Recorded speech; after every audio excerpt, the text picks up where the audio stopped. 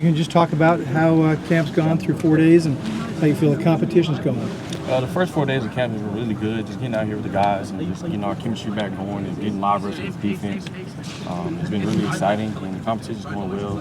Everybody's competing and wanting to win this job. It's been fun. What is it specifically you feel like you need to show to gain an edge in that competition? Just being the guy moving the ball and scoring points. That's what we talked about in our meeting today. And that's what coaches expect. And just, hitting the big play as well. That's something Coach Wilcox really wants us to do as quarterbacks in the deep ball.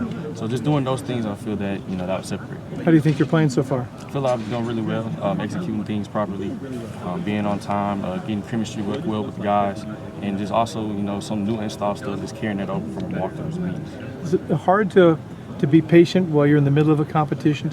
We just have to take it day at a time. You have to take it day by day and just control what you control. Just if you worry about things like that, you just stress yourself out and you won't be able to perform at your best. It seems like the competition's a lot closer this fall so far than it was in the spring. Do you feel like you've settled in and you're more confident out there in this offense? I definitely feel more comfortable and settled just because going through spring, I know everything. I know the coach's expectations. I know how they coach. I know what they want out of me. And just going through summer again and getting the chemistry right and going through plays and getting walkthroughs, I just feel a lot better and a lot more confident.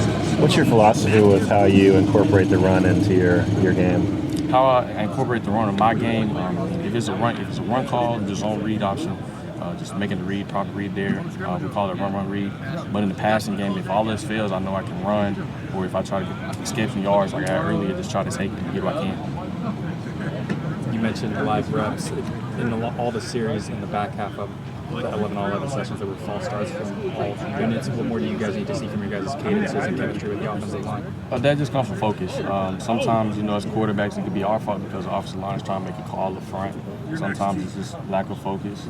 It could be from receivers just not watching the ball, not looking at the signal properly. It could be a plethora of reasons, but at the end of the day, it just comes to focus. Can you talk a little bit about your receiving core? It looks like you've got a lot of weapons out there and a lot of speed. Definitely. Newcomer Keon from Ohio State, he's somebody who plays inside and outside. He really separates well. He's been doing that very, very well this fall camp. Mikey Matthews and the slot, Josiah Martin, Jay Brady. There's a lot of speed there, and they can play all positions, so it's going to be really fun. How important has it been to kind of work with some of those different groups? Because it feels like there's a heavy rotation with all those wide receivers. Yeah, it's important because, in the game, playing high tempo, you're going to rotate a lot of receivers. So building chemistry with all the receivers is very important, especially, new age football and just football in general. Injuries happen, so it's really the next man up mentality. So just preparing and already having that chemistry instead of starting from scratch during the season is really critical for us. And you've got a lot of reps with the one so far this fall. Does that help in your development too, getting used to playing behind the number one line? Definitely. The best line in the nation, in my opinion. And also going with the ones, we have a really good defense as well, so it's iron sharpen iron. Sterling mentioned you were learning a new offense. How would you evaluate your development in calling protections?